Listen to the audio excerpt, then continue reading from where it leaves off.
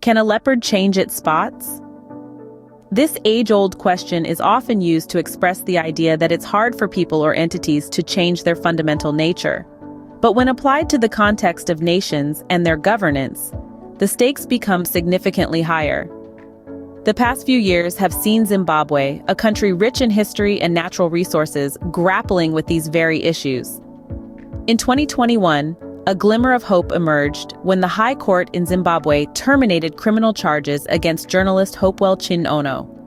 Known for his investigative reporting and vocal criticism of President Mnangagwa, Chin-Ono had faced multiple arrests and charges, all related to his unflinching fight against corruption and government persecution.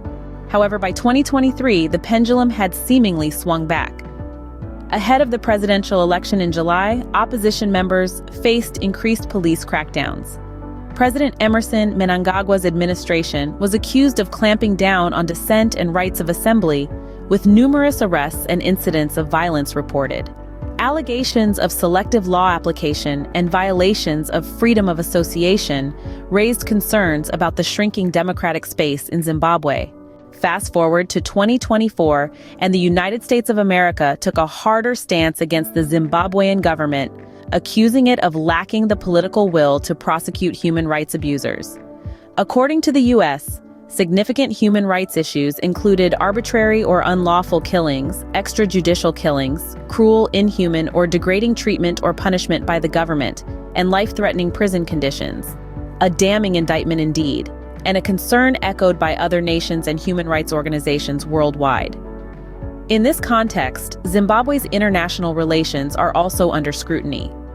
The United States House of Representatives, for instance, is currently reviewing a bill that could potentially reassess U.S.-South Africa relations over various concerns, including South Africa's stance on Israel and ties with Hamas, China, and Russia. In summary, the Zimbabwean government's apparent reluctance to address human rights abuses and the shrinking democratic space in the country has drawn international criticism. As Zimbabwe navigates the complex web of international relations and internal politics, the question remains, can a leopard change its spots? Or in this case, can Zimbabwe break free from its past and chart a new course towards a more democratic and just society? Only time will tell.